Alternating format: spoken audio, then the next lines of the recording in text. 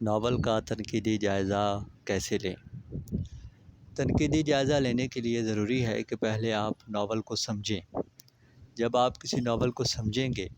تو آپ اس ناول پر بہترین طریقے سے تنقید کر سکیں گے۔ تو کسی بھی ناول پر تنقید لکھنے کے لیے ضروری ہے کہ آپ اس ناول کو سمجھیں۔ ناول کو سمجھنے کے لیے سب سے پہلے آپ نے اس کی کہانی کو سمجھنا ہوتا ہے۔ تو پہلا سٹیپ یہ ہے کہ آپ ناول کی کہانی کو سمجھیں کہ جو ناول آپ پڑھ رہے ہیں اس کی سٹوری کیا ہے، اس کی کہانی کیا ہے۔ اس کے بعد آپ یہ دیکھیے کہ یہ جو کہانی لکھی جا رہی ہے، کہانی پیش کی جا رہی ہے، اس کہانی کے معاشرے پر کیا اثرات مرتب ہو سکتے ہیں، یا یہ کہانی حقیقت پر مبنی ہے۔ حقیقت پر مبنی سے مراد یہ ہے کہ ممکن ہے کہ وہ کہانی اخبار کی کسی خبر سے لی گئی ہو، ممکن ہے کہ وہ کہانی کسی تاریخی واقعے سے ماخذ ہو، یا پھر یہ بھی ممکن ہے کہ وہ کہانی محض ایک فکشن ہو، ایک تھاٹ ہو، ایک ایسی داستان ہو کہ جو حقیقت میں نہیں ہو سکتی۔ تو کہانی کیسی ہے، معاشرے پر، پڑھنے والے پر اس کے کیا اثرات مرتب ہو سکتے ہیں۔ پڑھنے والا جو ہے وہ کہانی سے متاثر ہوگا تو یہ جو اس پر اثر ہوگا کہانی کا وہ مثبت ہو سکتا ہے یا نیگیٹو ہو سکتا ہے۔ مثال کے طور پر کچھ کہانیاں ایسی ہوتی ہیں جس کو پڑھنے کے بعد یا جس کو دیکھنے سننے کے بعد نیگیٹیوٹی پیدا ہوتی ہے، جیسے کہ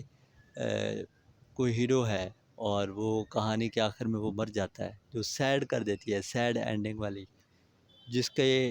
کچھ لمحے کے لیے آپ کے اوپر یہ اثرات مرتب ہوتے ہیں کہ آپ کافی زیادہ غمگین ہو جاتے ہیں۔ تو کہانی کا اثر کیا لے رہے ہیں، کہانی کیا اثر چھوڑ رہی ہے۔ تو کہانی کو آپ نے پڑھنا ہے، سمجھنا ہے، ناول کے اندر کہانی کیا ہے اور وہ کہانی اپنے پڑھنے والے پر کیا اثر چھوڑ رہی ہے، تو اس پر آپ نے بات کرنی ہے۔ تنقید لکھتے ہوئے آپ نے کہانی کا تنقیدی جائزہ لکھنا ہے کہ جی ناول کی سٹوری یہ ہے اور یہ سٹوری جو ہے یہ اپنے پڑھنے والے پر یہ تاثر چھوڑ رہی ہے۔ دوسرے نمبر پر ہے کردار نگاری۔ کوئی بھی ناول ہے وہ کردار کے بغیر، کوئی بھی کہانی جو ہے وہ کردار کے بغیر تو نہیں ہو سکتی نا۔ تو عام طور پر دیکھا جائے تو ایک کہانی میں دو بڑے کردار ہوتے ہیں، جس میں ایک ہیرو ہے اور ایک ویلن ہے، اور اسی طرح باقی جو کردار ہیں جو ہیرو کے سپورٹرز ہوتے ہیں یا کچھ ویلن کے سپورٹرز ہوتے ہیں، جیسے کہ ہیروئن کا کریکٹر ہے جو کہ ہیرو کی سپورٹر ہوتی ہے۔ تو آپ نے کردار، جتنے بھی کردار ہیں ان کو آپ نے لسٹنگ کرنی ہے، آپ نے تمام کرداروں کی فہرست بنانی ہے۔ تمام کرداروں کی فہرست بنائیں اور اس کے بعد پھر آپ یہ دیکھیے کہ ہیرو کا کردار کیسا ہے، اس کے مکالمے کیسے ہیں، اس کا جو کریکٹر سکیچ ہے وہ کس طریقے کا ہے، ہیروئن کا کردار کیسا ہے، ویلن کا کردار کیسا ہے۔ کردار پہ بات کریں، مثال کے طور پر اگر ہیرو ایک پولیس انسپیکٹر ہے اور اس کی زبان، مطلب اس کے جو مکالمے ہیں وہ کسی ان پڑھ بندے جیسے ہیں اور اس کی حرکتیں بھی کسی ان پڑھ بندے جیسی ہیں، تو اٹ مینس یہ کہ لکھنے والے نے جو ہے وہ کردار کے ساتھ انصاف نہیں کیا، کہ کردار تو اس کا ایک پولیس افسر کا ہے لیکن اس نے مکالمے ایک ان پڑھ اور جاہل بندے جیسے لکھے ہیں، یا اس نے حرکتیں اس کی جو ہیں وہ جیسے لکھی ہیں وہ ایسی نہیں ہے کہ وہ اس کردار کو سوٹ کرے۔ تو یہ دیکھنا بہت ضروری ہے کہ کردار جو ہے، جو اس کا سٹیٹس ہے، اس کے ایکشنز جو ہیں، اس کے الفاظ جو ہیں، اس کے ڈائلاگ جو ہیں وہ اس کے سٹیٹس کے مطابق ہیں یا نہیں ہیں۔ تو یہ جب آپ اس کا جائزہ لیں گے تو پھر آپ کو پتہ چل جائے گا کہ کردار پر تبصرہ کیسے کیا جاتا ہے یا اس پر تنقید کیسے کی جاتی ہے۔ کردار کے بعد موسٹ امپورٹنٹ چیز تیسرے نمبر پر ہے پلاٹ۔ پلاٹ کہانی کی جان ہوتی ہے، اور پلاٹ میں یہ ہوتا ہے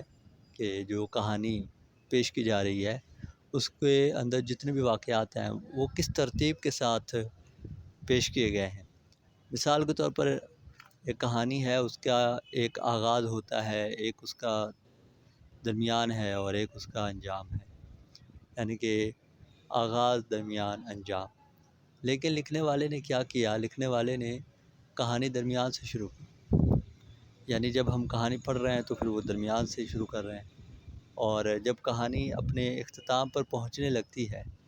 تو پھر اختتام پر جانے سے پہلے کہانی فلیش بیک میں چلی جاتی ہے اور ماضی کے واقعات، اور پھر شروع سے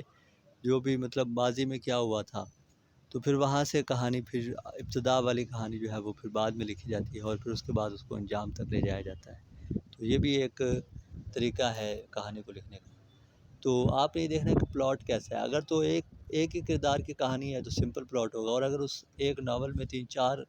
مختلف کہانیاں ہیں، ایک کردار، 2 کردار یا 3 کرداروں کی کہانیاں ہیں، یا 3-4 قسم کی کہانیاں اس نے اکٹھی کی ہوئی ہیں، تو پھر اس کا جو پلاٹ ہوگا وہ ذرا ٹف قسم کا ہوگا، اور اس کو مرکب پلاٹ یا پیچیدہ پلاٹ کہا جاتا ہے۔ تو پلاٹ پہ آپ نے بات کرنی ہے، یعنی کہ واقعات کو جن ترتیب کے ساتھ پیش کیا گیا ہے وہ ترتیب کیا ہے، اور اس ترتیب سے، جس ترتیب سے کہانی کو پیش کیا گیا ہے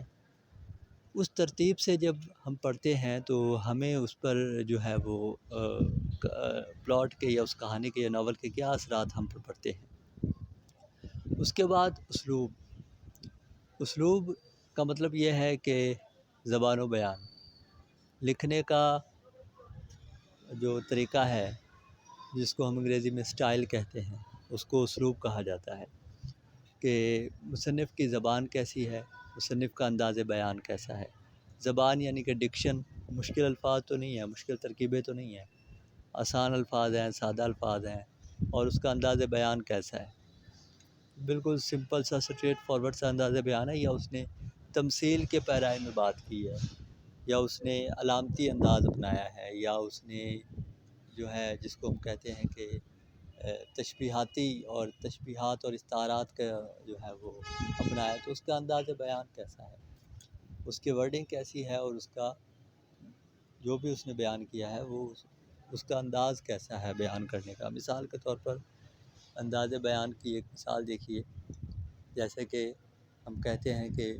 علی تو بہادر لڑکا ہے۔ اب علی بہادر لڑکا ہے، یہ ایک سٹیٹمنٹ ہے، اگر ہم اس کو یوں کہیں کہ علی شیر کی طرح بہادر، تو یہ ایک انداز بیان میں تھوڑی سی جو ہے وہ بہتری آ گئی۔ تو انداز بیان اس کا کیسا ہے۔ اب مثال کے طور پر آپ یہ دیکھیے کہ راجہ گدھ کا اگر آپ پڑھیں تو راجہ گدھ میں ہمیں شروع میں ہی، ابتدا میں ہی، پہلے صفحے پر ہی ہمیں مختلف قسم کے تشبیہاتی جملے مل جاتے ہیں،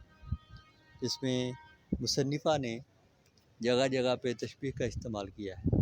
تو یہ کہنے کا مقصد یہ ہے کہ ہر رائٹر کا اپنا ایک انداز بیان ہوتا ہے، تو آپ نے یہ دیکھنا ہے کہ اس ناول میں جو رائٹر ہے اس نے کون سا انداز بیان اپنایا ہے۔